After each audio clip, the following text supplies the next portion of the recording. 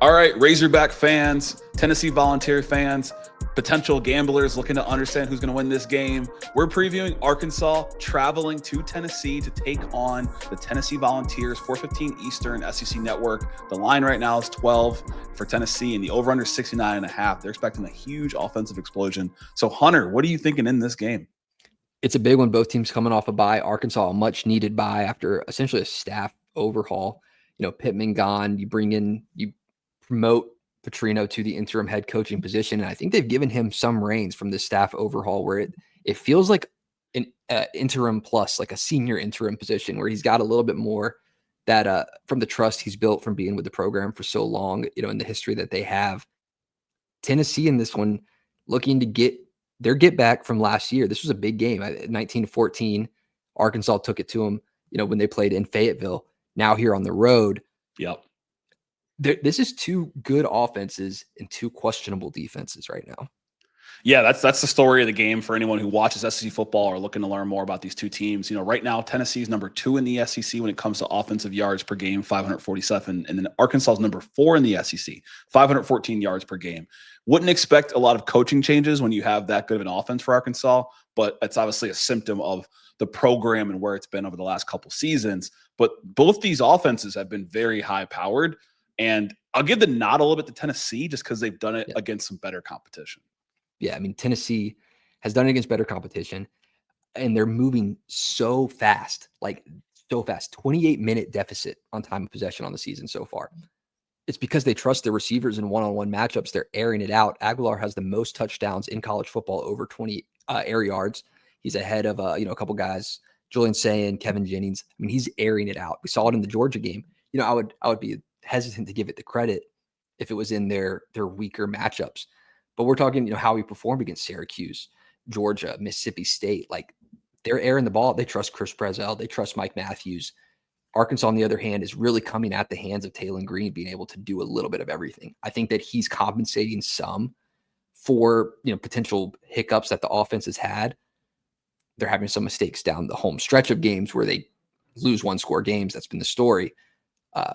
Two really good quarterbacks. Yeah, like you said, Arkansas right now appears to be kind of overcompensating. And in this game, there is two really good quarterbacks. The story for Arkansas this season is they've had to outscore teams to win the games. It was really close against Memphis. They lost that game, obviously. The Notre Dame game, you kind of black out from that game if you're an Arkansas fan, pretend that didn't happen.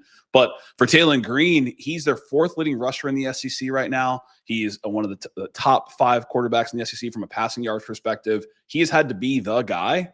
On the other side, Joey Aguilar, he's got 13 touchdowns on the season. He's obviously carrying this offense. And so I think when I think about this game for Arkansas, it's less about what Taylor Green is going to do, and it's more about what this defense is going to do.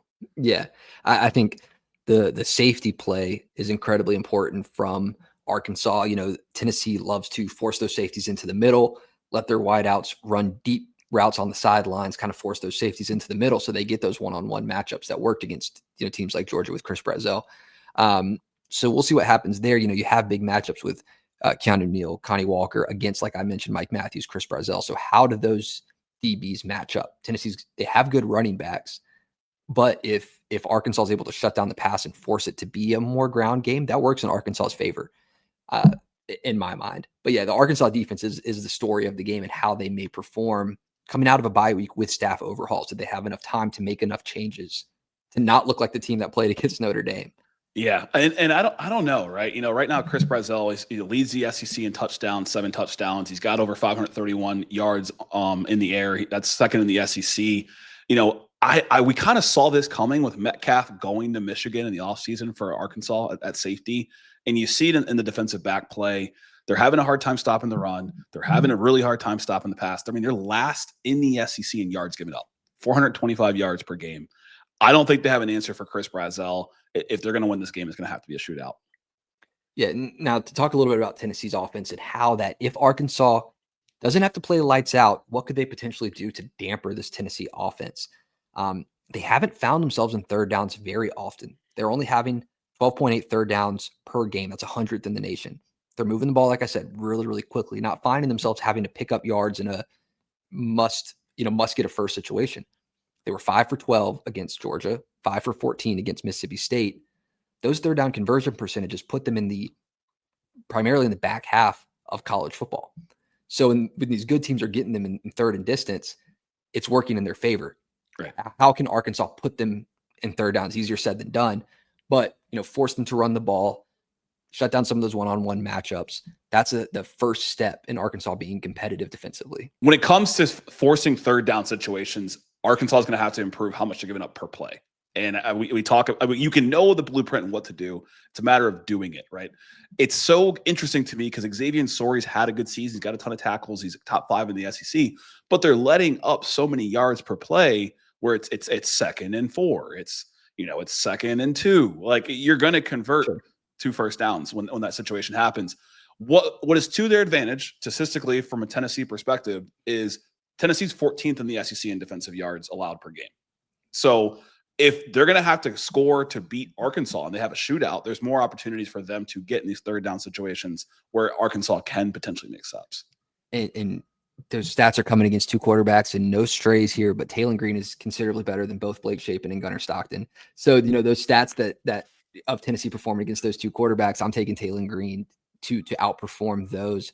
I think that they're able to get some things going. I still don't have the faith in the Arkansas defense. Like I mentioned, with the staff overhauls midseason, how do you change stuff?